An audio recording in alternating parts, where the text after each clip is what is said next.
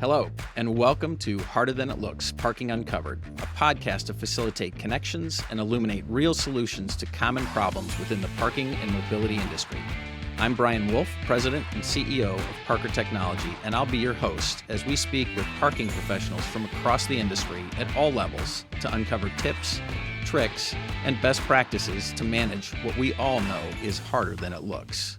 Parking a car. Joining me today on the show is Isaiah Mouw, President of PAVE Mobility and the esteemed host of the Parking Podcast. Isaiah Mouw has worked in the parking industry for over 15 years and has managed nearly every facet of parking management in the municipal setting and possesses a comprehensive background in enforcement, collections, and implementing paid parking. In his current role as president, Isaiah is responsible for all municipal-related activities at PAVE Mobility, including business development, client relations, and operations. Isaiah, interestingly enough, as you probably already know, produces and hosts the famous Parking Podcast. The world famous, in fact, Parking Podcast, a podcast about the $100 billion parking industry and the people that make it go. As an industry ambassador, frequent speaker, and author, Isaiah serves on the IPMI Advisory Council as the co-chair of the Mobility Task Force Committee and serves on the board of directors for the IPMI CAPP board. Isaiah is also a published author with 3 books, including Sustainable Parking and Design and Management, published in 2016, A Guide to Parking, published in 2018, and upcoming, publishing this summer, A Guide to Implementing Paid Parking. So he is decorated. In fact, in 2014, Isaiah was awarded the Chairman's Award from IPMI. In 2015, he was recognized by the NPA as a 40 under 40 recipient. And then in 2019, Isaiah was again recognized by the IPMI as the James Honeycutt CAPP Parking Professional of the Year, that's pretty awesome. That's special. So Isaiah has earned a master's degree, an MBA from the University of Tennessee at Chattanooga, and he's also commissioned as an honorary Kentucky Colonel by the Commonwealth of Kentucky and an honorary Arkansas Traveler by the state of Arkansas. In today's show, we'll cover all things automated parking enforcement, including comparisons to gated facilities and manual enforcement. And we'll touch on some best practices and the pitfalls of mailing notices. But most importantly, and finally, we'll get to the bottom of how one becomes an honorary colonel of the Commonwealth of Kentucky and an honorary Arkansas Traveler. As you can tell, we're going to have a lot of fun. Isaiah, welcome to Harder Than It Looks. Yeah, thank you for having me on the podcast. As you mentioned, I have my own podcast. I've had you on, and now my bucket list has been checked off to be on your podcast. Thanks for That's very kind of you to say. So before we get started, okay, you and I both have to bask in the glow of what happened on January 18th for the first time in 26 years, right? So Michigan won the national championship. You called it. You gave me credit for calling it, but you called it way back in August, which is awesome. And I was wondering if that was in the middle of the season. I went back and found our episode, and we actually recorded it before the season began, but it aired during the season. But we said, or I guess I said that I put my house on it. Michigan's winning the national championship year. I may have said it every year for the last 20 years, and I'm finally right because I got it. Yeah. But yeah, what a special day for my family and I and alumni like yourself. Yeah, it was absolutely fantastic. And I'll just say to all of the Alabama fans and particularly the Georgia fans, I think you could have put Georgia on the field that day and we would have beat them too. And I live on the border of Georgia and Tennessee, so I hear it a lot that we're lucky we didn't have to play Georgia and blah, blah, Yeah. blah. Blah, blah. I'm happy we won. And yeah, there was an alumni, was it Rick Eisen or what's his name? That's it. Yeah, probably Rich Eisen for Rich Eisen, ESPN. Sure. Yeah. And he was just talking about the sports and how it marks the passage of time. And I was like, he really hit the nail on the head because it's like people that don't understand sports say, how do you care so much about 18-year-olds kicking a leather ball or putting a ball through a hoop. I'm like, it's about, I remember when I was 5 or 6, Tim Biakapatuka running All right. crazy at Ohio State, watching that with my grandpa, who's now passed, and my dad, and then getting to experience the national championship in Yeah. 1997. We were in Okinawa, Japan, and we were listening on the radio Oh, with that's Greasy interesting. and Brady as the backup won the national championship. It's I don't know. It's just it was so special spending that time with my brothers and my dad and have those memories and look back at those different milestones. I don't know. Yeah. It was a special moment for us. That's awesome. I can tell you that, and I probably said during your podcast, my son is 21. And so if you think about it, up until when he was 18, he had only one memory of Michigan beating Ohio State in all of his years, which is Wow. crazy, right? And he had no memory of Michigan ever being good. And so He's terrible at math. Was he at least born in 97? he was, so ironically, my daughter was 2 months old when we won the national championship. She was born the night after we beat Ohio State. So my wife went into labor after we went to bed, the night after Michigan. Probably from beat you Ohio screaming State. so loud, yeah. It might have been. It might have been. So that's good. So all good fun. And shout out, I'm sure there's a great parking department for the University of Michigan. And, yeah. Yep. Steve Dolan want to and recognize them, yeah. yep, all those folks up in Ann Arbor for sure. All right. Here's what I like to do. I know your convention is to ask people how they got into parking. You will get there because what I'd like to do is hand you the mic and you go back as far as you want and tell us your story, like where it started and not way before parking, and just give us a little flavor for how you got from one place to the next. Yeah. And then ultimately, obviously, how you landed in parking and where you are now with PAVE. I joke that I've been in parking for 37 years because I've always had a little bit of OCD. And as a kid, I had this little Hot Wheels garage. I've told the story before, but it held 20 cars. And I had a set 20 cars in my little garage. And every night I'd line them up. And my grandma thought it was funny how neat I was. And she snuck in an extra car. And just as a 1, 2-year-old kid, I couldn't find a place for that car. And I would get so upset and throw it and cry, and they would record it. It was this big family thing. And I laughed because, like, wow, 38 years later, I'm still trying to get that extra car in that extra space. And that was, wow, serendipitous, I guess. But I actually was graduating from school. I was working at a bank, making nothing part-time, but they were paying for my master's, and then got to know some executives at Republic Parking. It was in the same headquarters as our bank. Yeah. And they're always looking for people that can travel and go manage operations, people that coming out of college. They had a good manager training program. So I went to Charlotte to interview with Bank of America at their headquarters for some management training program, and then didn't get it. And I'm so thankful I didn't get it. I was hurt at the time, but landed with my plan B, Republic Parking, and haven't looked back since. So yeah, that's 17 great. years ago. Yeah. That's great. Okay. So you're working at the bank though. That's how you met the executive, It right? was in the same headquarters as Republic Parking, and they would come down to cash their big checks. I was like, man, I got to get into parking. This is where the money's at. Did they come in with wads of cash too from the parking machines or from the cigar boxes? It was funny. So the executives would come in to cash their whatever checks or get cash for the weekend, but also the local operation would come in, and we didn't like them because these machines would only give change in gold coins back in the day, the kiosk, the Shelby machines or whatever, Hamilton. And so they would come in needing $500 in gold coins, and I would always have to get them because they're heavy, and I was the young, strong kids. Yeah, so I got to know the Lindsay Daniel, Britton Stance, some of the operational team members coming in for change for the meters.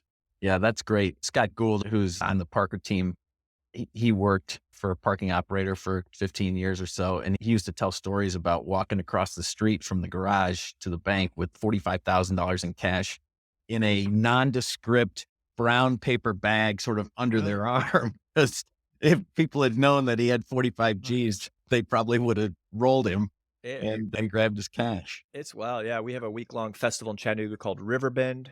And the amount of cash it brings in is wild. And then I used to work in Louisville, and they had something called Thunder over Louisville, which is the Thursday before the Derby. They had the largest fireworks display in North America. And I don't want to give any people listening bad ideas and tell how it works, but we were walking around with hundreds of thousands of dollars of cash, and we've gotten better now with security escorts and wiser, but there's some pretty wild when this was a cash-based business. There's Yeah. still a lot of cash, but nothing like it was back, 15, 20 years ago. Yeah, that's funny. It's the things you don't think about, right?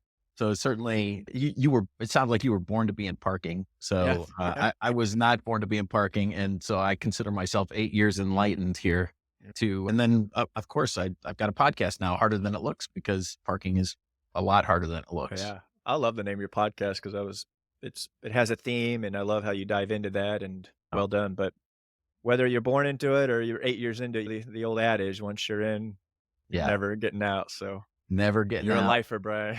All the institutional knowledge that we have now Yeah. it's valuable, right? Yeah, Certainly right. to other parking folks. Okay. So now get us up to speed here. PAVE Mobility, automated parking enforcement. Tell us a little bit about that. Yeah. So I work for PAVE Mobility, a wonderful company. Was hired by Fred Bredemeyer, who I used to work with at a parking operator. And what we do is we put license plate recognition LPR cameras in a parking lot or garage. We read when the vehicle comes in. We capture the plate number. We then compare it if they're credentialed. Are they a permit holder? Did they pay the mobile app? Did they pay at the kiosk? Are they on a VIP list? After that, they park, and then we see if they paid, how long they pay, and we can do other things, see if they're a handicap plate or disabled veteran plate. Maybe they get free parking in that location, but we go through the checklist, and if they didn't pay, we simply look up the address and mail them an invoice for the amount owed, as opposed to walking around and putting parking tickets on windshields. So that's it in a nutshell. Benefits, just so many benefits, but I'm sure we'll get into that. But not having to Sure. have labor enforcement, not having to put in expensive equipment. We don't charge for our installations up front. So it's really skyrocketing this vertical in the industry, this technology. A lot of companies doing it, and you'll see why. It's just so many benefits to it.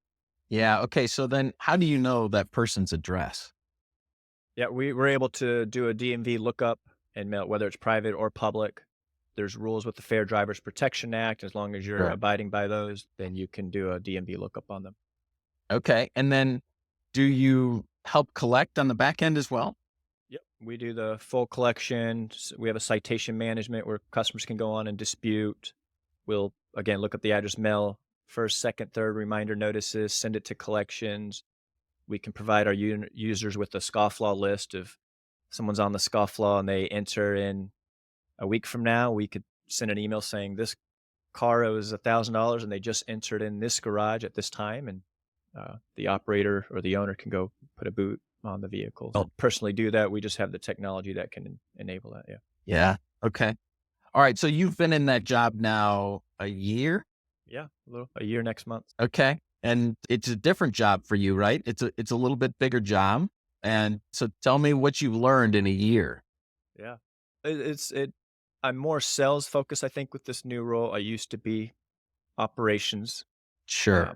I'm sure, I think there's, I've always tried to play nice in the sandbox because I was an operator competing against other operators. Now I'm selling to operators. So my previous enemies / competitors are now put food on my table. So luckily, I think that's one advice I'd give to listeners is just get along with your competitors, get along with others, because you never know. This industry is so small. One day you're competing against them. Next thing you're working for maybe a company you were bashing. So I always try not to negative sell. And luckily that worked out because now I'm selling to operators. So that's one thing I've learned is just to have a good reputation, treat others how you want to be treated. And then, yeah, I don't want to get into contract details, but I've gotten some bonuses for meeting metrics, client retention and happiness. And this is a strictly like a sales based on I'm motivated. I'm getting what you kill. So every day I'm waking up saying, how can I help our company grow? And it's exciting. So it's probably the most excited I've ever been waking up for a business in my career. So I'm really happy with the culture, the team. It has that young startup feel. We have 100 employees, but it's still, you just got the excitement and the hard work every day. So it's been a lot of fun. Yeah. So the first pro tip, I'll tug on my ear around taking care of people and acting admirably, Yeah. because you're right. You never know tomorrow. It's particularly now as parking begins to accelerate, consolidation occurring. Your competitor could be your colleague Mm, in a day, yeah. and you've got a reputation, and you got to just make sure everything is done the right way. So Yeah. hats off to you for that. I'm sure your reputation is sterling. Yeah. I And hope so. Yeah. But it's a small industry. And yeah, yeah, I just learned that right away. yeah. And then you're a man after my own heart. I've been sales and marketing for 30 years in some way, shape, or form. And I am a very firm believer that leaders of organizations need to be sales champions above all else, Yeah. because nothing happens until it gets sold. And then, of course, you've got to have a strong operations side of the house to be able to drive repeat growth and or expansion of existing customers. But if you don't win that customer in the first place, nothing Yep. happens. Yeah. So And you're, I like, yeah, you get a sorry to taste of interrupt. none Yeah. of And I like that I have that operations base. I think it helps me with sales because I know the insides and out of parking. And more importantly, I've never been a fan of the model of the salesman who sells something, makes all these promises, and then says, now I'm going to introduce you to our product manager, and they walk away. And the product manager gets it live, and then they hand it over to the sales 1-800 number. And I know some companies are large enough, and that's the way they operate, and they do a good job at it. But I've sold that I'm gonna be a part of this from the beginning to the end. I'm gonna be your project manager. I'm gonna be here's my number. If you have an issue 6 months from now, I'm gonna answer the phone. And yeah. because I just that's in my DNA, the operations, getting those calls at 2 in the morning because the garage is people are stuck in the garage or whatever. Yeah. Yeah. So that is one of my hidden favorites of parking people. And that is parking people pick up their phones. Yeah. Yeah. Right. And of course, you just never know what calamity is on the other end of that phone call, but they pick up their phones, which Yeah. I came from an IT world, and that was, that they could hide behind voicemail and blah, blah, blah. Right. But parking, you got to be out in Yeah. front. You got to pick up your phone. Oh man. I when I worked for Louisville, we had man, I want to say 20, maybe 18 garages, 5 Yeah. lots, and it's Louisville bigger than you think. It's one of the fastest growing, largest Yeah. cities in America. Yeah. But we had those Nextel phones where people could radio you, and I probably shouldn't use this term. I don't use it lightly, PTSD. But when I hear that noise, I still freeze because every night you go to bed, you're putting your kids to bed, and that radio would chirp about some issue downtown, something going on, some gate broken, and it was yeah, and as a millennial, I will say, um, I do prefer text, email over the phone calls, but I've been called out. I've had good mentors saying, "Pick up the phone and call me." So it's like Yeah. I've learned over the years, like, obviously, I'm always gonna answer, but I sometimes I gotta be proactive, make that call, not just text, email, Yeah. because that's where business is done, yeah. Sometimes you got to go old school and pick Yeah. up the phone. Yeah, Yeah, absolutely. that is so funny. And I in I sales remember yeah, go ahead. I was just gonna say, I remember one time, this was my daughter was probably 12 or 13. She'd just gotten her phone, and I went and looked at the activity on the phone. And of course, there were like 3,000 texts, and she had talked for exactly 1 minute. Yeah, I can't imagine the future, how they'll do sales, but Yeah. they're gonna send memes to each other till the deal's closed, yeah. Yeah. But my son also did an internship with a good friend of mine he's old like I am, and he was blown away by how closely he was tied to his email. So he is learning quickly that you got to check email too, because it's still the old workhorse of business.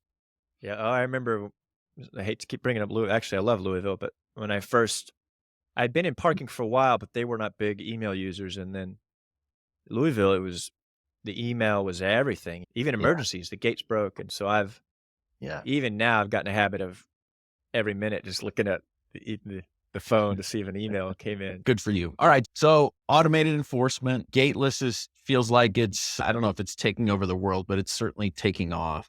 And so maybe you could give me your thoughts on, I think we could all agree that gateless is probably not applicable everywhere, Yeah. but what's the perfect use case versus having a gated facility from your perspective?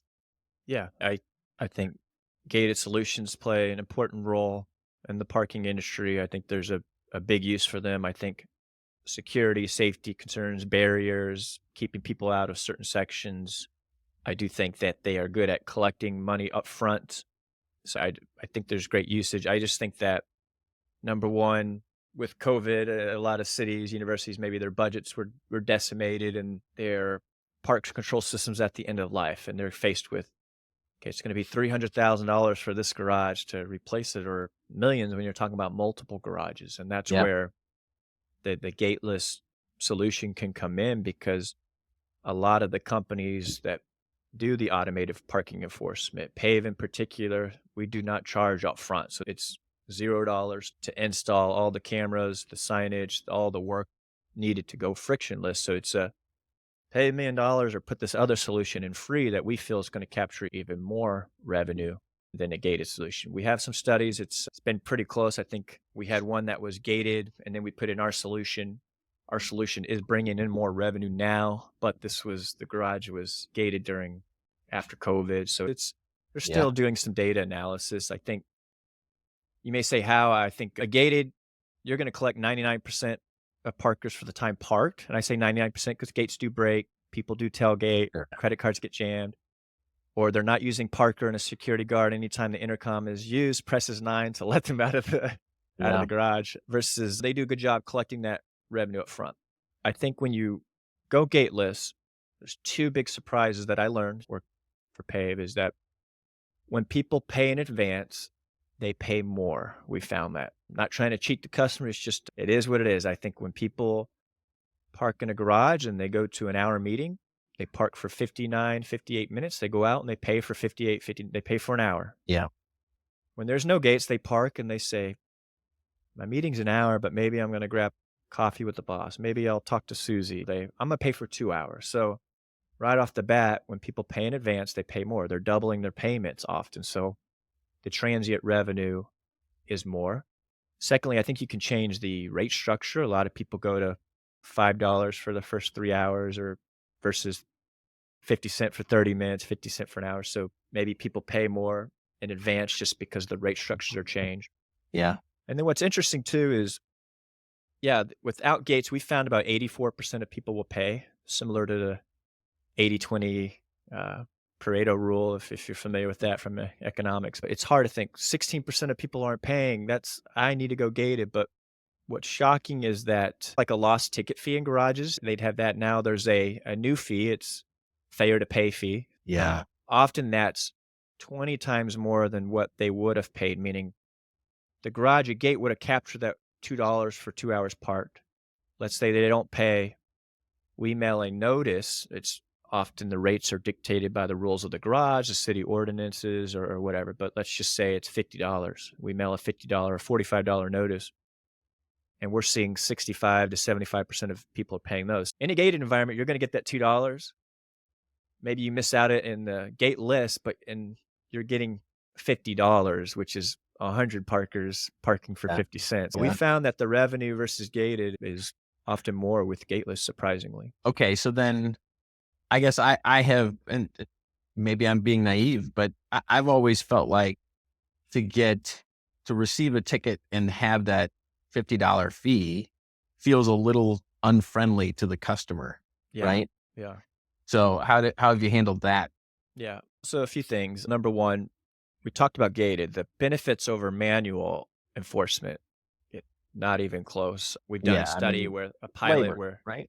a couple $100,000 a month and more in revenue, because someone walking around their handheld typing in every plate, they're going to come to that garage every 2 or 3 hours, or capturing. There was a study in parking today that said the average PEO at a meter or issuing tickets captures about 10 to 15% of the violators. When you're doing cameras, you're capturing 95 to 97% of every violator. So you're getting almost every violator versus someone walking around, even if they're using an LPR in a car, they're driving around. So the revenue potential is amazing using this technology. So number one, they're issuing tickets already, right? They're issuing $50 tickets from a handheld. I would even argue that, and they're probably booting some locations, boot and tow for non-payment. So I would argue that getting a notice in the mail a week later saying, "Hey, you forgot to pay. It's okay. Here's our failure to pay rate," is much softer, much kinder than tickets on the windshield while they're in the city. They go online, bash the city, getting booted, getting towed, and the rate. That's the one thing is that our solution is a tool. I'm working on a presentation for IPMI about this, and I do think that this this tool has gotten a bad name from some people using the tool not properly, meaning they're mailing out $100, $200 tickets when they garage payment would have been $3, and I don't think that's fair. I think you have to find out what that rate is, and Yeah. again, this is a tool. We will work with the client owner or the city or the university on what that rate should be. It's different per market. But on the other hand, Brian, if I went into Walmart and filled up my bags with groceries and said, "I'm not gonna pay," everyone would be on board with Walmart mailing and fighting and trying to push that person in court and mailing letters and sending it to collections. If someone goes into a bar and um, racks up a tab and then exits without paying, it's the same thing. We would be furious with that person. But for some reason with parking, people think you don't have to pay. This is Yeah. someone's property. And I think that enforcement is key in getting that revenue and having a fair enough fine that encourages people to pay. Because a lot of owners will say, that's all we want. We want you to pay Yeah. our mobile app. We want you to pay our kiosk. And we're seeing that. We see the transient revenue skyrocket for our customers because when I'm driving in Chattanooga, we have the camera speeds that say enforced by camera in the school zones. What do? You slam on your brakes, you drive really slow because I know they get me every time I'm going 10 over. So it's when people put in these cameras and the signage enforced by camera, more people pay transit, which is the end goal. So Yeah. I'm Yeah. off my soapbox. Yeah. No, it's good. You're passionate about what you do. Yeah. Yeah. So I think it is interesting, the balance between I could have paid $2 and I'm gonna have to pay a lot more, right? Mhm. Mailing, I could see where that would probably be a little softer than a ticket.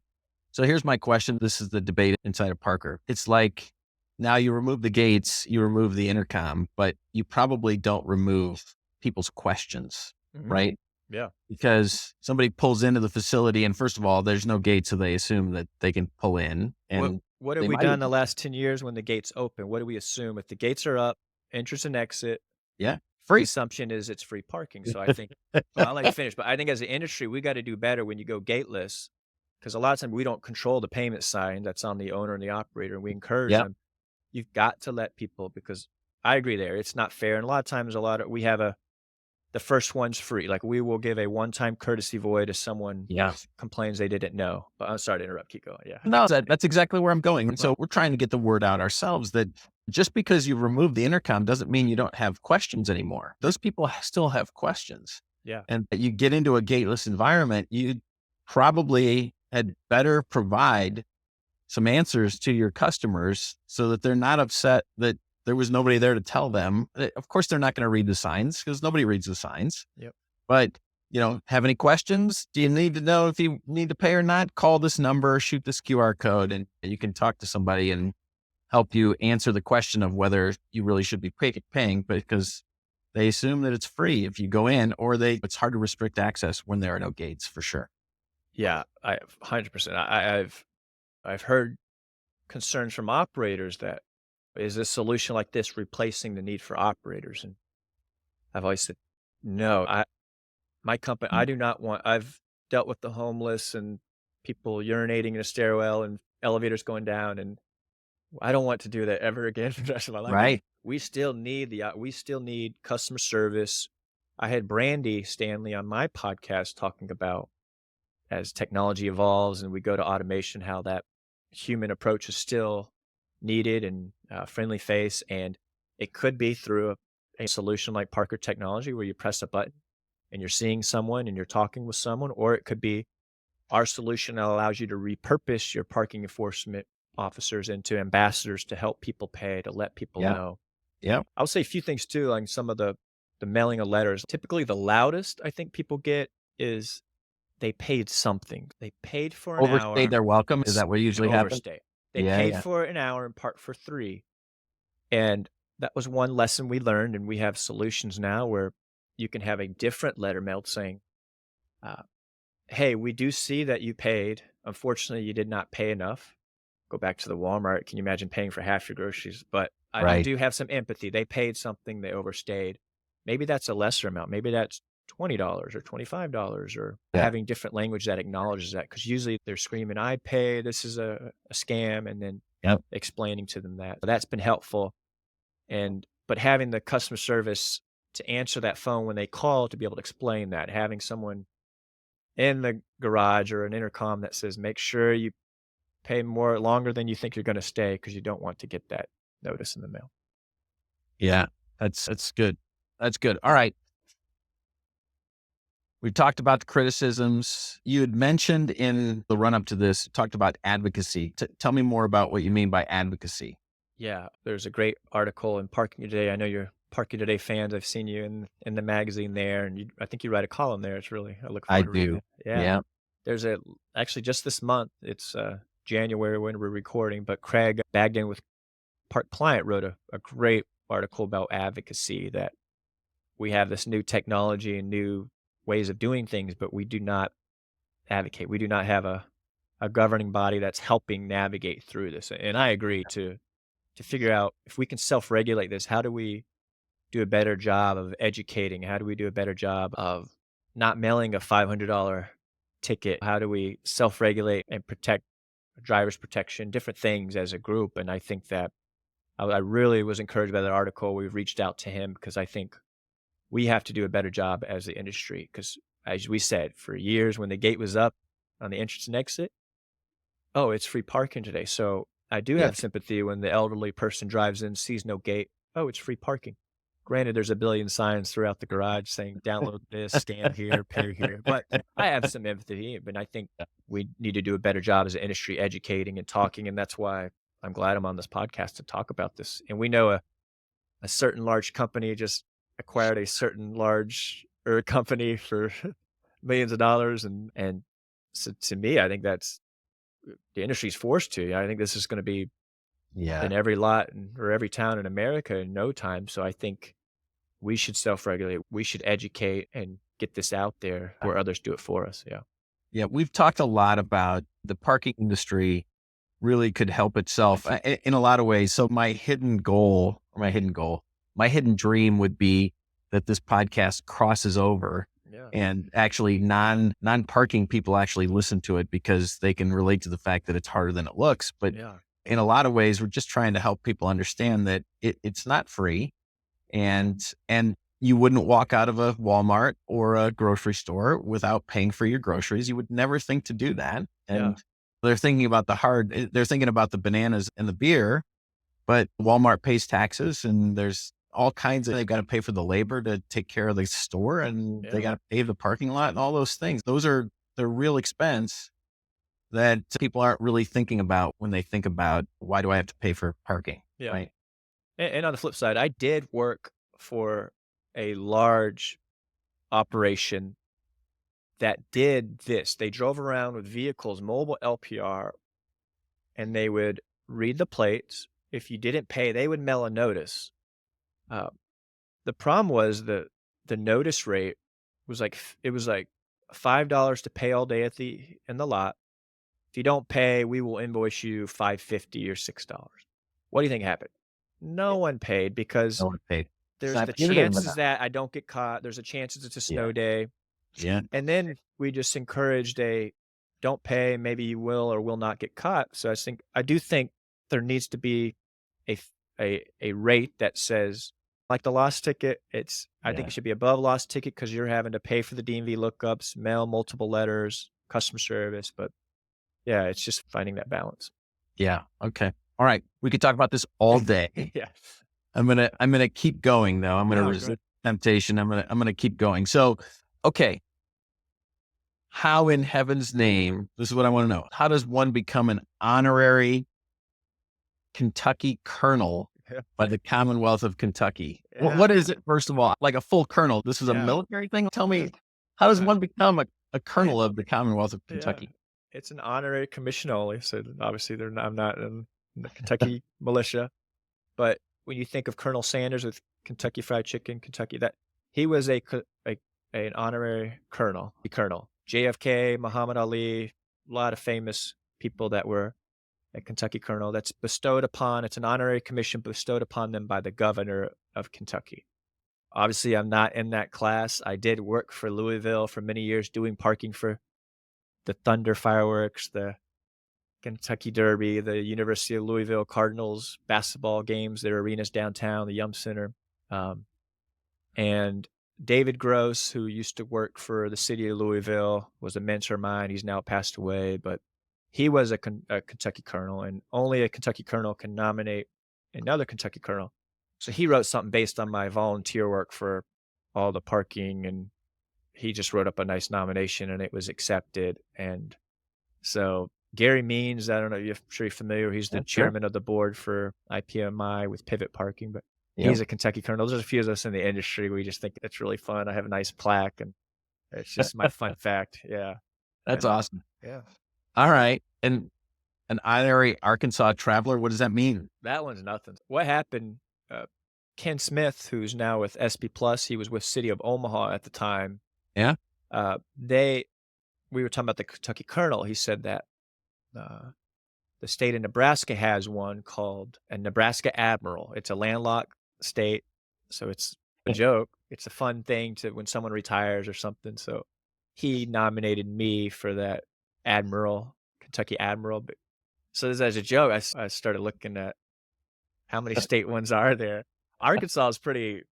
If you visited Arkansas, you check in at a visitor center, you fill out a form and they just mail you something. So I saw that. I was like, this is too good to pass up. So it all just became part of the joke. All 50 states, I'm gonna try to get a silly. There's some funny. There's a Saga one in Indiana. I can't remember, but it's a Native American term. But they have some fun ones. So the governor bestows the Sagamore on the Wabash. Yeah, that's the one. Yeah. Yeah. So if it seemed that seemed pretty, it seems like a pretty, what's the word? Exclusive. Yeah, exclusive. Yeah. It's not. Some of them are just for fun, like Kentucky Admiral or Nebraska Admiral. But yeah, some of them are like, who won the Nobel Prize from Indiana got this. One. Yeah, that's good. All right, I aspire to get the Sagamore of the Wabash. I got okay.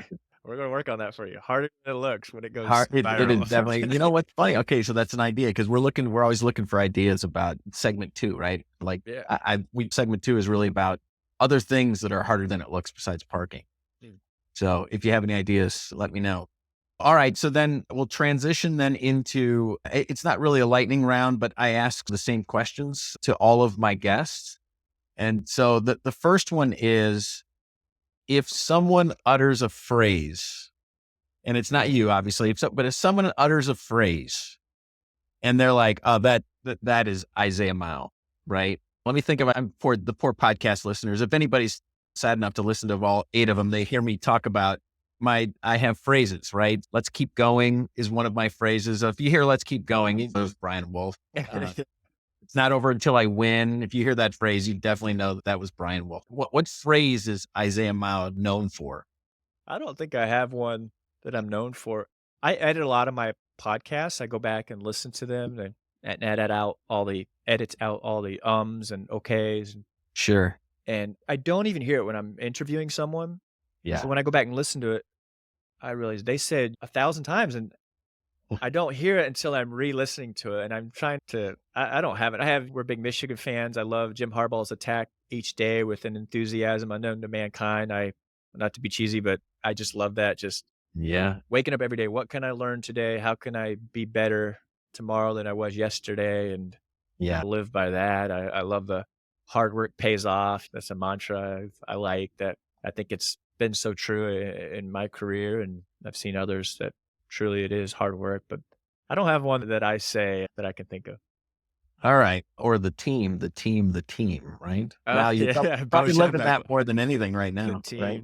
Yeah. And I do want to spend some time saying that, if you'll allow me to pander to my colleague, but I love our team at PAVE, the leadership, the IT team, operations, implementation, customer service, just a special, unique team. And I'm thankful to work with them. Yeah, that's great. Yeah. Okay, so then you'll have to think about that because I'll bet you are known for a phrase. You're going to come back and tell me, and we'll put a footnote on this. Okay. So then, second question is, what is the hardest thing about, I'm sorry, what's the hardest thing that you've ever done in life? Not in parking, in life. Uh, I think I've told you this before, but every year I make a list of like goals, crazy goals for the year. And I did a ultra swim. I was like, I think I could do an ultra swim. So I never swam before high school or college, and I could swim. I grew up in the Panama Canal Zone, and they require all kids because of all the channels and floods, and you have to get a swimming badge called the B badge as an early age, but never knew how to like properly swim. So I had to teach myself to swim and did a 10-mile swim that took me 6 hours. And this lady named Sarah Thomas, who was the first person to swim the English Channel 4 times back and forth. 1, 2, 3, 4, just wild. That's wild. But she was in the race and she did it in about 3. I did it in about 6. And I was cramping my neck and hungry. And the last mile just seemed to go on forever. And I was in terrible pain. And then the second one was actually this year. I like to do a lot of weightlifting and things. And I tore my rotator cuff in a freak accident.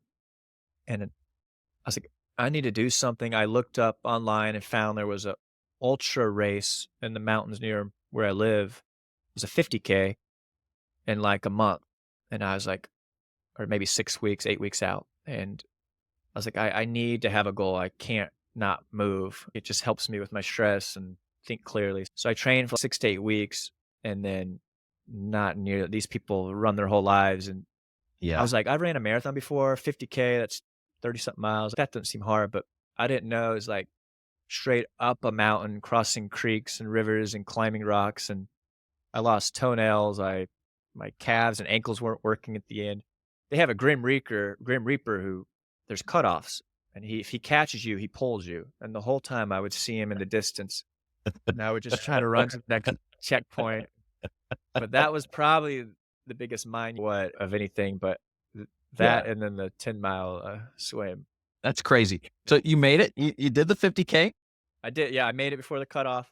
I was last place, literally, from those that did not get pulled. A lot of people don't make it. So I was last place out of those that right.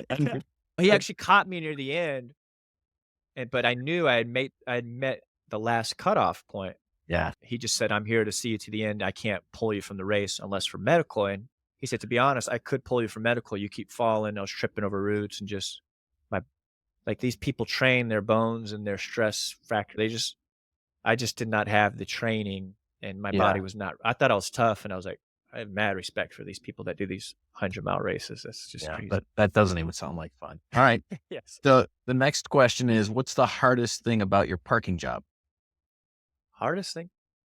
Oh man. I'm a very private person. I'm an introvert.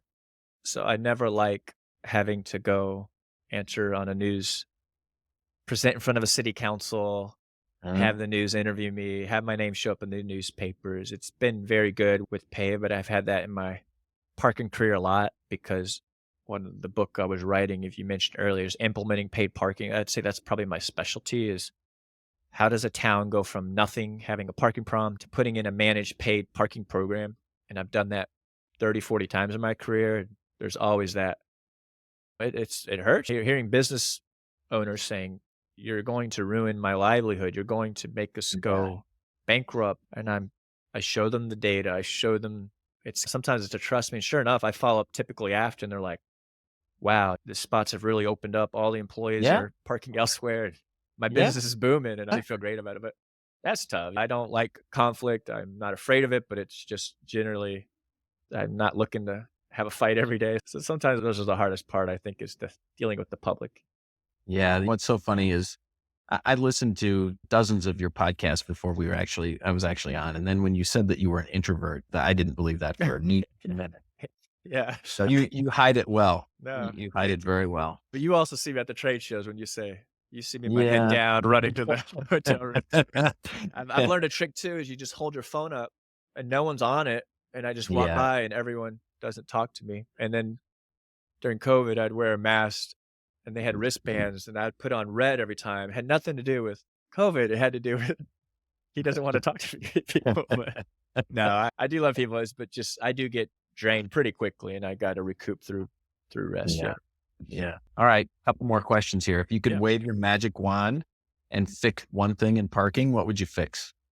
Ooh, probably the abuse the frontline staff takes, parking enforcement officers, cashiers, porters. And I love that there's been some changes, like some of the national organizations, IPMI, they're coming out with a frontline parking enforcement certification. And Cindy Campbell and some of the team does a great job training with them and making them feel seen and heard. And they had a great Parking Matters initiative years ago that was just wonderful, talking about why parking matters and helping get that messaging out, that abuse to the parking enforcement officers, that's got to end.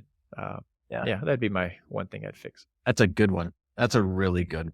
Yeah. All right. So when you're not parking cars, what do you do for fun? It sounds like you do ultra marathons and ultra swims. Yeah.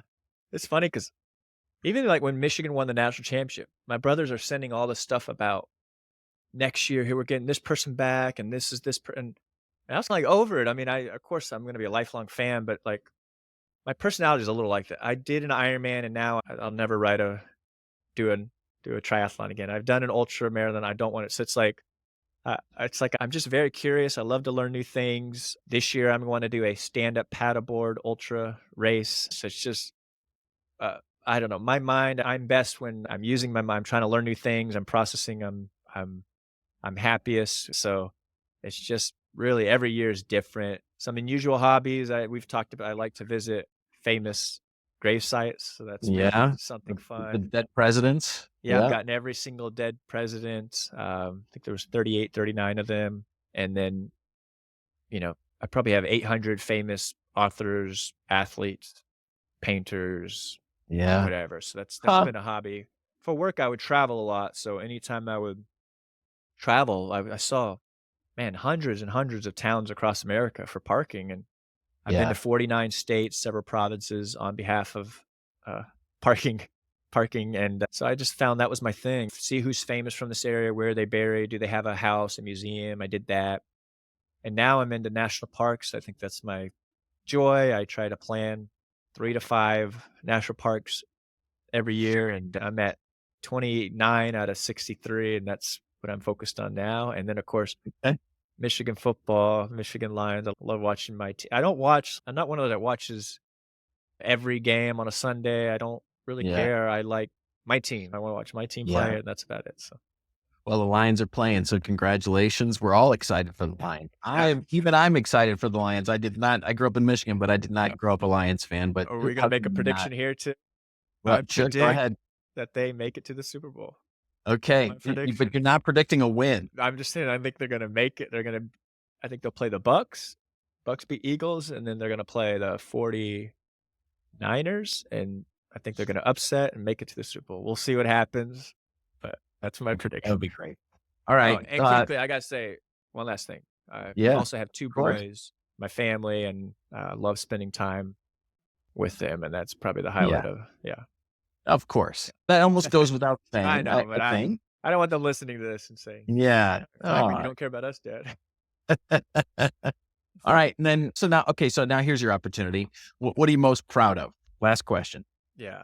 My boys, for sure. They're in high school now. One of them's in high school and they're just turning it. It's especially like this summer, they turned when I had that rotator cuff surgery, I gave them the talk about helping out around the house, and they just stepped up big time. And then it's continued. It's like a night and day change that I think some of that's on me. I'm a doer. I will do their laundry. I'll do the dishes, and they probably would, but they just know I like doing stuff. And now when I had to sit back, they just took that ownership, and now I'm letting them run with that. So that, and then parking, it's probably seeing some of the people that I used to manage or promoted and seeing them run their own organizations or run companies. And I take a lot of pride enjoying that too. Yeah, that's good. I bet the Isaiah Mouw family tree is big. Yeah, like the Harbaugh coaching tree. Yeah, yes, exactly. That's great.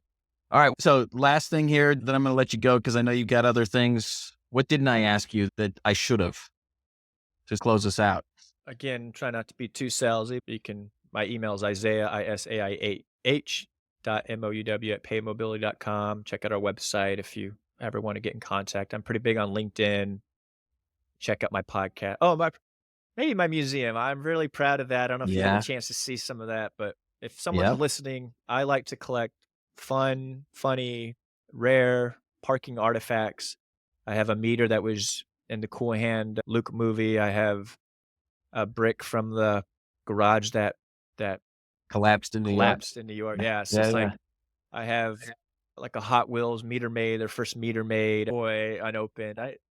Early edition of Monopoly with the free parking. But if I'm just loving that, I'm buying stuff on eBay and auctions, and people are donating stuff. So if you have something that you think's pretty Rare. interesting, an old meter, an old part, an old parking ticket from the 50s, anything like that, I love to get my hands on it and share it with the world. It's been a lot of fun. Yeah.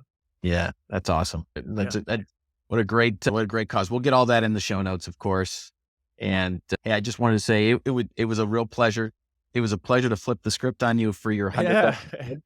So I appreciated that more than, and it's been great to have you on. It's good to see. I can see the confidence building a year into your new job. And I always say, I love to watch people. They go from hunkered down, like closed. I'm not quite sure if this is Yeah. going to work. And then you can just see as they have success, they start to Yeah.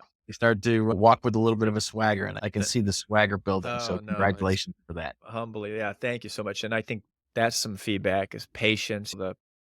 I knew when I started this job, I wasn't going to be cold calling people day one, talking about stuff I don't know. I told my boss, give me patience. Let me learn it inside and out. Let me Yeah. earn trust and then sell it. And then also just want to thank you, Brian, for the mentorship and my career. And I think never found someone that has spoken negatively of you. And I just think that you're doing a Yeah. wonderful job with Parker and your team and the podcast. And just so glad to have you in this industry.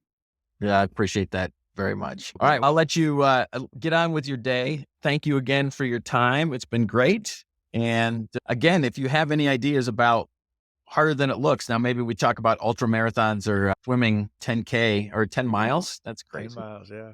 Yeah, I appreciate your time. Thank you. And I'll see you soon at the show, I'm sure. Yeah. I'll be staring at the ground trying to get to my room, but no, I'm kidding. But yeah, thanks a lot, Brian. Have a good one. Get you out of Thanks for your having me on shell. the show. Yeah, go blue. Go blue, baby. And welcome back to segment 2 of Harder Than It Looks.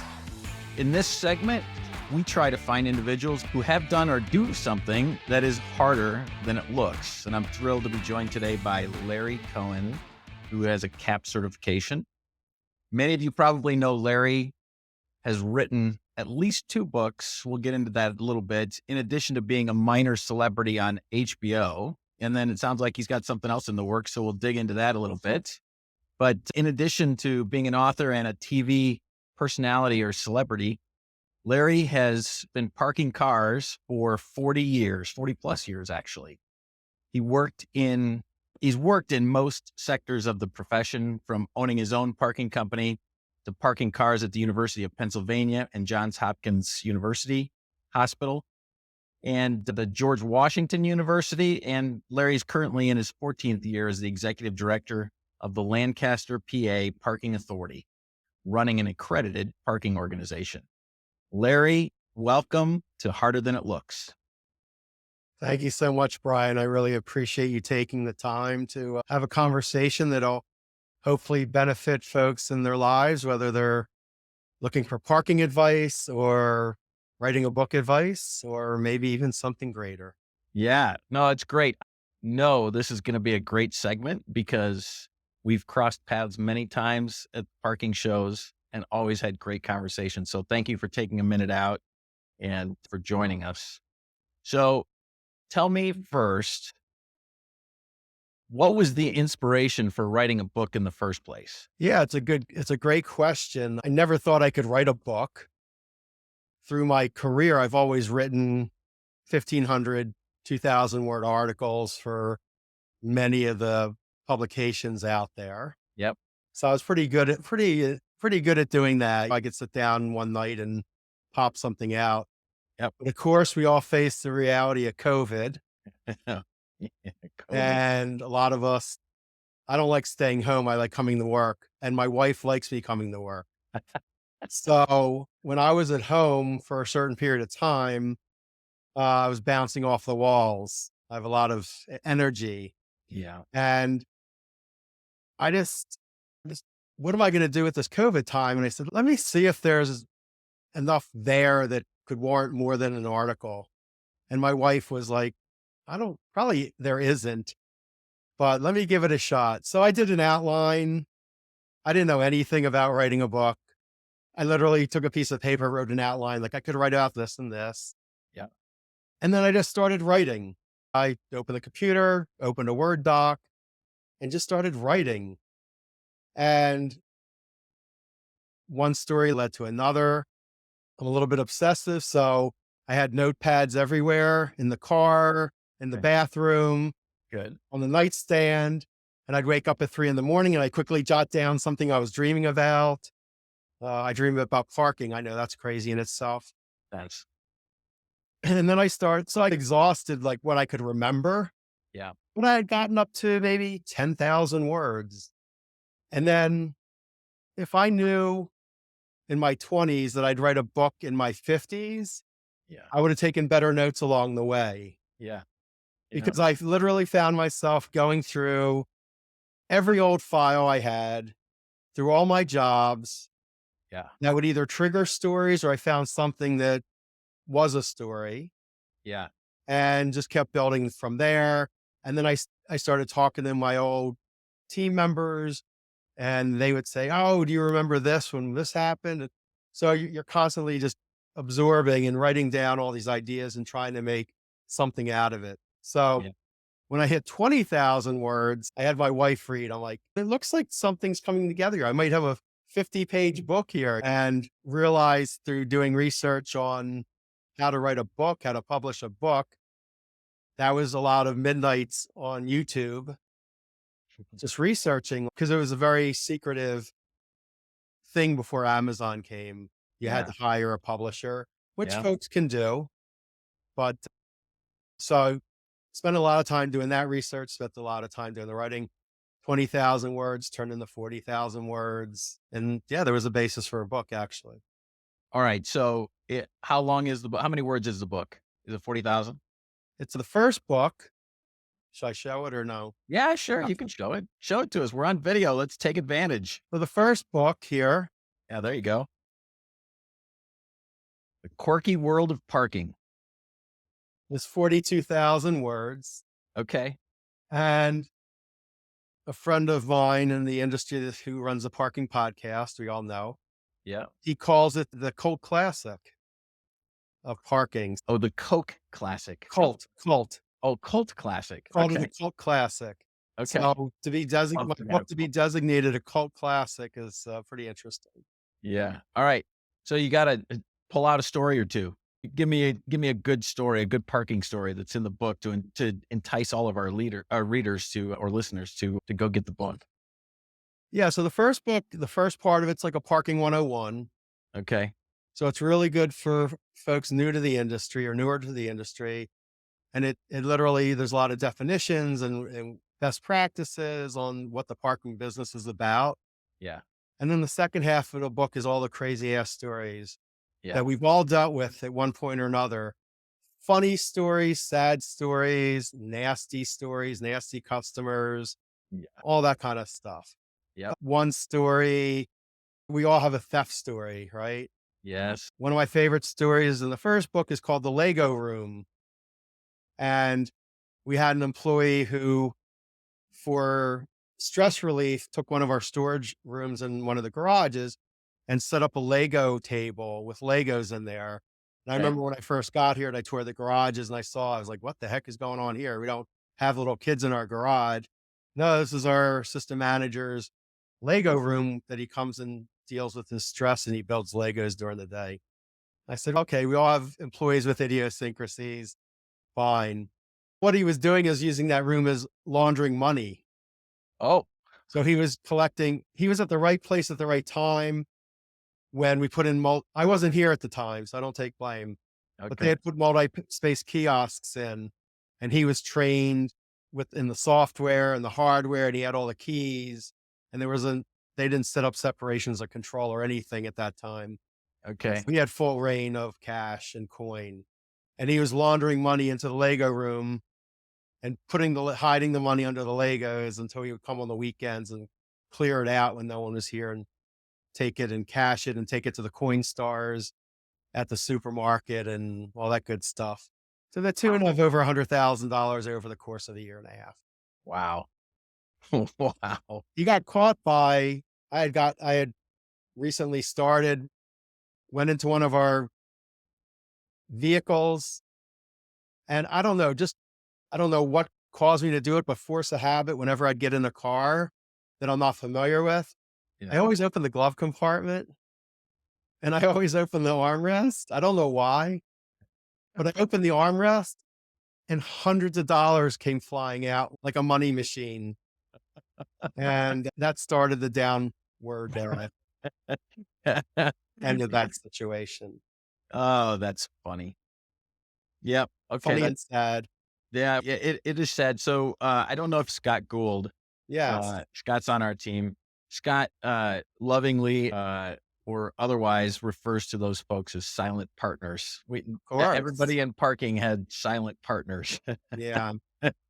Not the kind Yeah. that we really want. No. And in fact, hopefully technology's helped a little bit with that. I was going to say your technology's helped. That was 14 years ago. So today, 90% of our cash transactions are now virtual. Yeah. So that's a good thing on many avenues. Yeah, for sure. Probably easier to handle. He used to tell stories, and poor listeners are going to hear this story again, but he used to tell stories about after big weekends, he'd walk across the street to the bank with a grocery bag, a very unassuming grocery bag under his arm with $40,000 or $50,000 cash. And I was trying to be very unassuming because if anybody knew what was under my arm, they'd roll me. Yeah, not a comfortable feeling. Yeah, probably not. No. Okay. All right. What's the most cash you've ever walked across the street with in the bank with? That sounds about Yeah. yeah. In the early days. All right. So for anybody that's listening, that's getting any smart ideas, that was yesterday. That doesn't happen now, right? Yeah, that's what they're the stories that us old timers talk about. That's us old timers. That's funny. Okay. Oh, speaking of old timers, so tell us about parking 40 years ago and how far it's come. Just give us a little, just give us a little history lesson. Oh, wow. Okay. I think we touched on it. It's my first job was at 15, Yeah. and I was a valet parker sometimes. I was a parking attendant sometimes. The story of a shoebox is literally how a lot of lots ran. And some of the lots at the beaches still run that way because there's some reasons why they do it that way, right? They don't want to know how much money they're actually taking in. Yeah. No, there's literally times where you'd be sitting there just with a box and you'd be making the change and doing all kinds of stuff. That feels very unsecure. It was very unsecure. Yeah, the early days of gate arms and treadles. Treadles. What's a treadle? Huh? What's a treadle? Treadles are the spikes that come out on the exit lane so that you can't come in on the exit. Yeah. They still use them at like rental car facilities. Yeah. So you can't steal the rental cars. Yeah. Some people I've had it done as recently as 10 years ago. And we got a car with 4 flat tires. Oh. Trying to sneak out of the lot the wrong way. Yeah. Treadles. Look them up. They're beautiful. Shark teeth. Okay. Yeah. Yeah. No, that makes perfect sense. Okay. Yeah. So back to the book. So you sat down. How long did it take you from when that first time you opened Word to publish finished product? It was about 8 months. Okay. 8 months. Actually, that's faster than I thought you were going to tell. So. Yeah. As I said before, I'm pretty obsessive. So once I start something, I want to finish it. Yeah. So it was a daily, nightly, weekend routine. Yeah. The funny part is, so I write this novel. Yeah. I think it's the most wonderful thing ever done in parking. My brother-in-law is a book editor in the medical field, and he edited the book. Okay. It came back with more red lines on it than I ever saw in one of my bad term papers in high school. He shredded it apart, but he did a great job of editing. I didn't realize the extent of how you should write proper Yeah. versus how you talk and Yep. putting that in the writing. I would imagine he would rip me up too, because I generally write how I talk, and that's probably not going to go over very well with a But book that's edit. okay. That's why there's the process, right? You Yeah. write your manuscript, your book, and everyone should have an editor to clean it up and make sure. Actually, the funniest thing with the first book I remember, so there's a part in the book about nasty customers Yeah. and customers who use every curse word about you or your staff. Yes. And in the original manuscript, I put in the exact letters with the curse words and Yeah. hateful sayings and Yeah. you should all die and all that good stuff. And as an editor, you could keep them in there, but it doesn't really fit the voice and character of the book.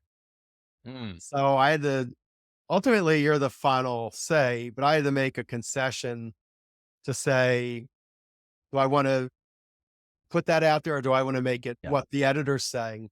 Yeah. I felt pretty strong about keeping the nastiness there, the shock value there. Yeah. So people can really understand what we go through as professionals every day. Yep. But I backed off and I typed out what the information was. I didn't put the actual shocking letters Yeah. and such. One of the things is a picture like this, Oh right? my. Yeah. Good heavens. So someone took the time to create this and put them on all of our multi-space kiosks throughout the city. Oh my. So to me, I'm like, oh, this is good fodder for the book. Yeah. To other people, they were scared. Yeah. Yeah. Yeah. Yeah. Huh. But someone actually took the time to do this craziness. Yeah. So I keep it and it made good content for the book, right? To show to what extent people will go to spew their venom about the business that we're in. It's so interesting to me. One of my missions, we were talking before we started taping about getting a wide swath of parking professionals on the podcast, because my secret hope is that I can make this thing cross over so that maybe even some common non-parking people will listen so they can appreciate really how hard parking is and how much abuse our frontline people take from people who just don't understand. They don't understand why parking isn't free. They don't understand why this stuff doesn't work or whatever it is. It's really quite sad how vile people can be. And it's just parking. I'm giving you the opportunity to park your car so that you can go do what you came downtown to do. And we haven't even touched on the politics of parking, Yeah. which is a whole nother avenue of stress.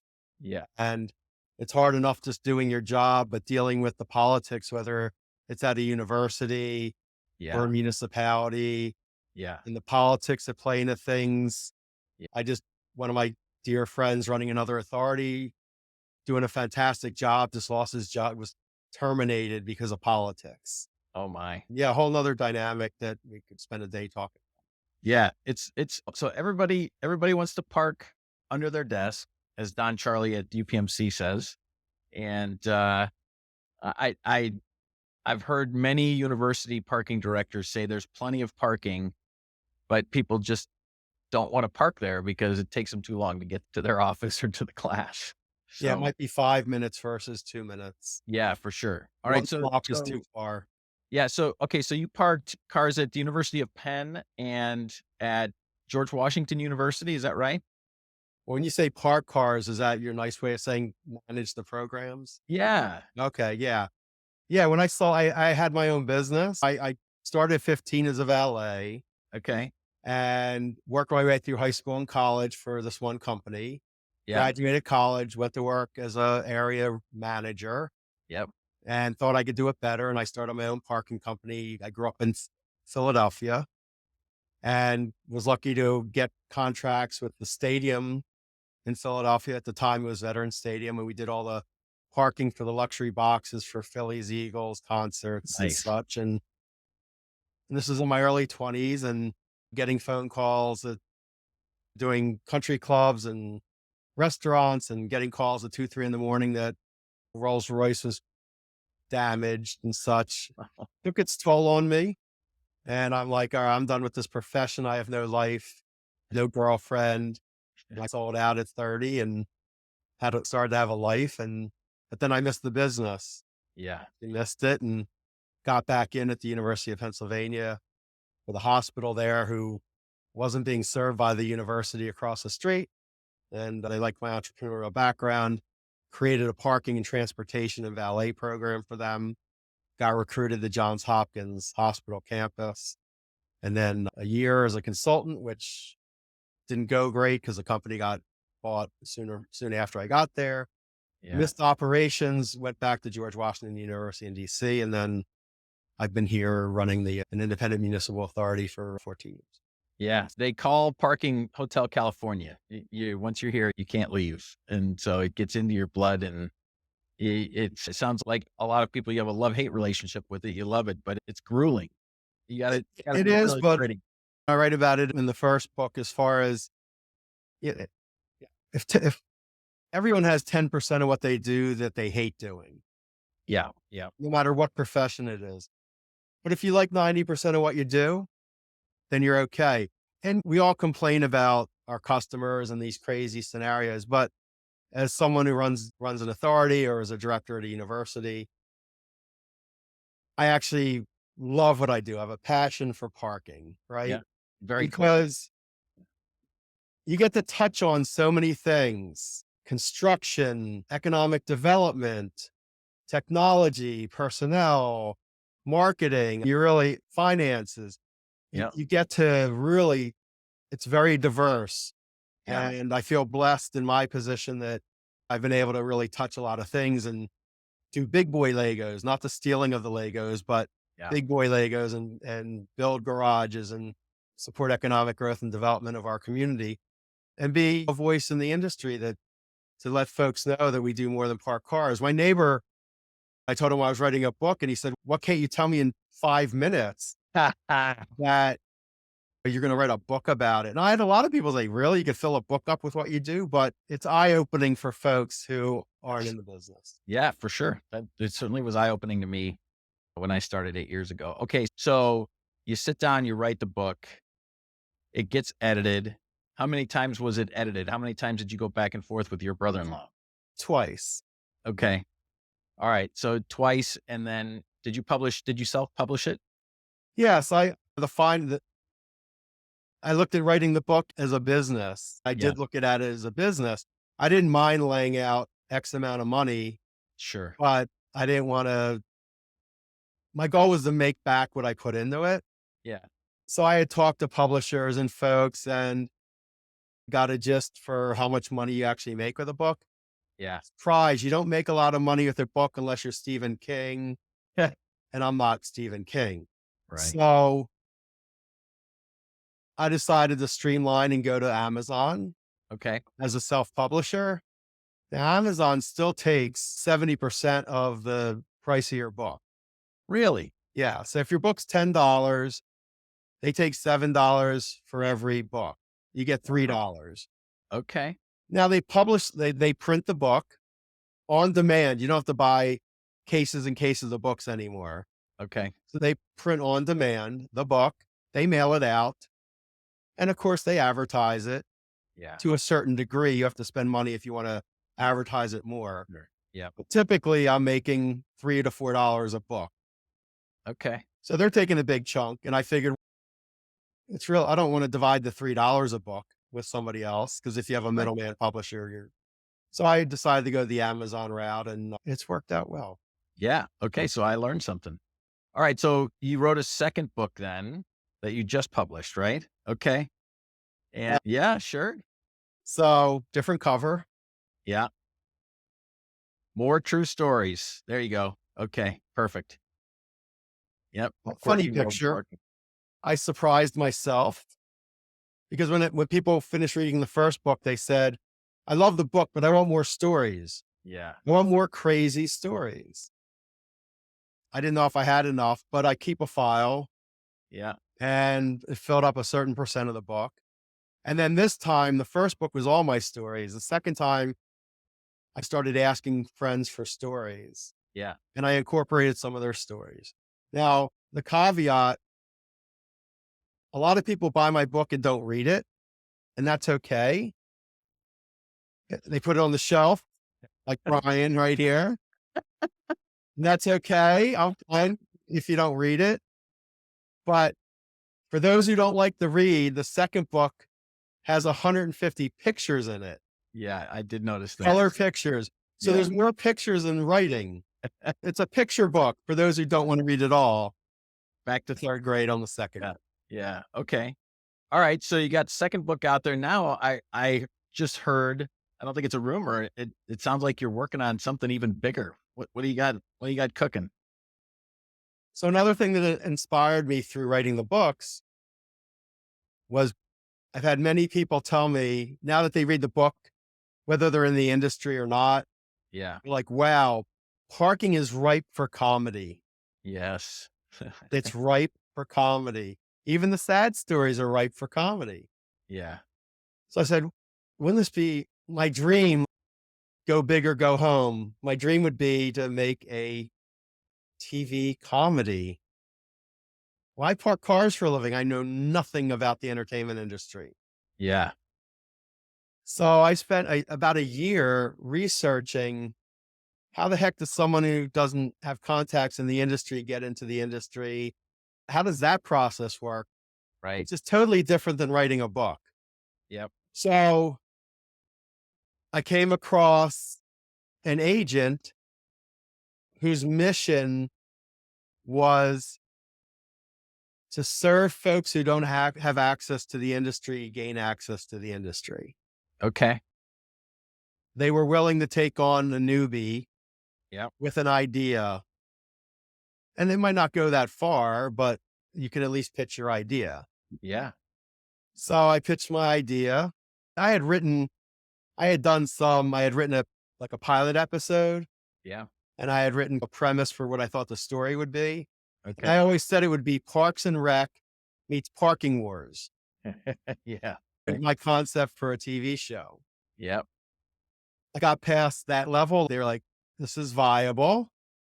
And then they presented me with a platform of about 12 different producers Okay. who they thought would be a good match for what I'm trying to do. And I picked one of those producers and I had an interview with him and he did a report card and said, this is viable. There's a chance that this could happen. So that was another step. Yeah. And that producer agreed that he would work with me because he had interest in it. Yeah. And he read the book.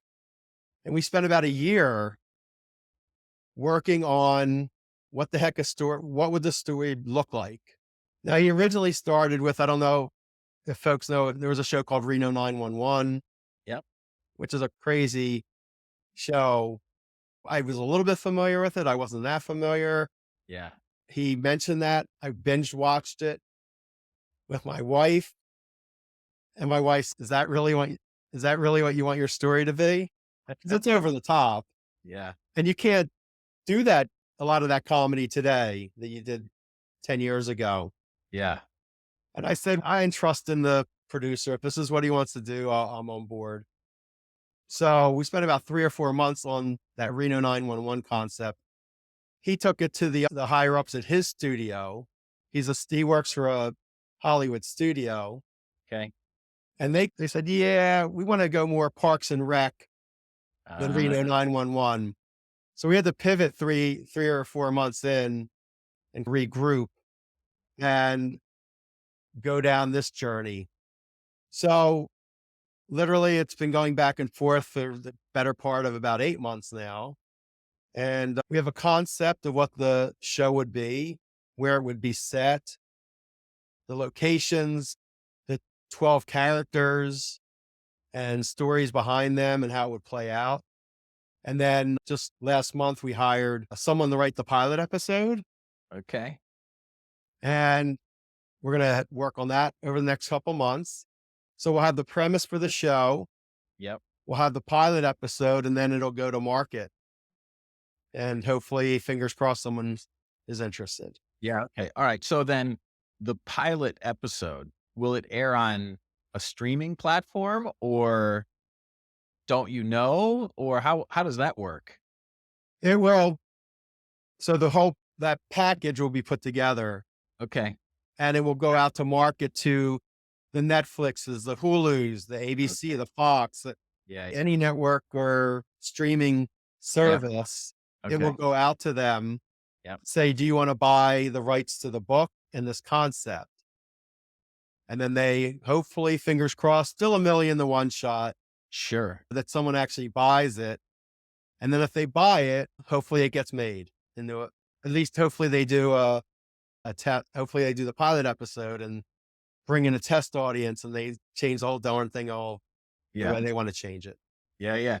So Larry, you could single-handedly change the perception of parking through the Parks and Rec meets Parking Wars. Do you have a name for this show yet? That's a heavy lift, Ryan. I feel the pressure of the industry on my shoulders. Yes. The working title, which I came up with, I was proud that he wanted to use the working title Spaced. Okay. Oh, Or interesting. Spaced. Spaced. Yeah. And I want to use the working title. The Authority. So it's the working title is The Authority. It could be changed 100 times between now and Yeah. whenever. Yeah. That's funny. Okay. All right. What didn't I ask you that I should have asked you? If you want to be self-fulfilling, and I said this to you before, that I am very thankful to you and your team for asking me to take part in this. And I'm not a client. Yeah. Okay. But as I've told you when I've seen you in person, I really admire your product. It really revolutionizes our industry. It is a game changer. And it's written about in my book where I was in Lake Tahoe Yeah. and I used your technology for the first time and was very impressed. And then I walked about 50 feet away where someone was using the biggest size storage container I'd ever seen with a little slot in it using Chuck E. Cheese tickets to pay for parking 50 feet away. So the dynamic of the latest and greatest technology to the most basic pay and display Yeah. 50 feet away was very interesting to me. And it was a very funny story within one of my books. Yeah. No, it's a great story. I appreciate that you included us. And as far as the invitation, as I said, we're just trying to get as many people that have good stories to tell on the podcast because I want to entertain people and tell the parking story. Again, the title says it all, right? It's harder than it looks. And anybody that isn't in parking has no idea. Again, I think about probably the Authority for you, the Parking Authority, any university parking director. I believe that, and you could probably corroborate this, you get 1 degree separated from parking and people have no idea. So your boss, and then certainly your boss's boss, they're like, parking, how hard could it be? Why are we spending so much time on parking? Yeah. And you asked me earlier, going back 40 years, what has changed? And it just now triggered in me that 40 years ago, anyone could do, like the thought was anyone could do parking, put Yeah. anyone there. Yeah. Oh, we're laying this guy off. Don't lay him off. Let him run parking. Yeah. And I've tried to make it a mission, as well as a lot of folks in the industry, to show that there's it's a true profession. Yeah. We are professional folks, not just someone who's taken off the street. But even to this day, as I talked about earlier, I had a friend running Authority who got terminated for political reasons. And the person put in that place was like just a friend of a friend kind of situation. Yeah. And he's got to learn from the ground floor up. And even who knows if he's qualified. So the industry with certification and education. It's just so important to let folks know that, not anyone can do it. There is a degree of experience that's important and professionalism that's important. And those organizations that understand that and respect that are better organizations. Yeah, no question. One of the other things I think that sticks out to me about parking professionals is you talked about how you didn't have a life in your 20s when you were parking cars. There is a level of above and beyond and grittiness that it takes to be a parking professional, because those cars are coming whether you're ready or not. And they are very demanding around their parking spots. And they And have I no will, idea. and I will also add that when I met my wife to be, I told her, like, this is what you're getting into with me. I'm Yeah. in a profession that some people can stay in one place for their whole career. Yeah. But if you're looking to ride the ladder, the corporate ladder, Yeah. you're going to have to be willing to move at some Yeah. point, Yeah. because we're not doctors, we're not nurses, we're not lawyers. That there's hundreds of us in every city. There's usually not that many senior level parking professionals. Right. And if you're going to have to be willing to move if you want to move your career. And I had told my wife at the time, like, we're probably going to I don't know what my career is going to be, Yeah. but you're going to have to be prepared that we might have to move one Yeah. or two or Sure. 3 times. Yeah. And, that's how it played out Yep. Yeah. You're going to have to move around. That is absolutely from true. an operations side, obviously Yeah. not from your side as much, but Yeah. yeah. But again, it's lots of stories. We just talked to Isaiah Mouw the other day, and, he talked about one of the things that was most appealing about him when he was young, when he got hired into parking, is that he could move. And so they bounced him around and opened up lots of different geographies Yeah, because private sector. Absolutely. it was easier. He's still young, so I don't know. Yeah, he really is still young. He is a bright parking mind for sure. Yes. Yep, for sure. Okay, Larry, again, thank you for your time. Thank you for the books. I can't wait. Tell me what I can do. How can I support you with this show? We have 3 million recordings of nasty customers yelling at our CSRs. I don't know if any of that could be helpful to you when you go into production, but Go through them and send me the best. yeah, we Send me got the best. If someone stripped down naked and wrote with their lipstick on their arm or chest, like, "You parking guys suck." And I don't want to get dirty here, but you can read between the lines. Yeah, Sure. that's what I have my staff do. Like, when they get the juicy, the worst of the worst, Yeah, they go in the file for the next book yeah. or a premise for the TV show. Yeah. Okay. All right. I'm sure we can mine our archives for gold. I'm sure there's gold in them for sure. I look forward to hearing them. All right, Larry, thank you again. And we appreciate your time. We appreciate all that you've done on behalf of all of the parking customers for being the professional that you are. You are the quintessential parking professional, and Parking geek. time. What's Parking that? geek. You're Parking the- geek. For sure. Yeah. Yeah. Full Well, thank on you. parking. I hope I entertained and provided some good information. If anyone's interested in writing a book, it doesn't have to be about parking. Writing a book about anything and they need some guidance, please reach out. Okay, that's a wrap on this episode of Harder Than It Looks, Parking Uncovered, presented by Parker Technology. Please leave us a review if you liked what you heard.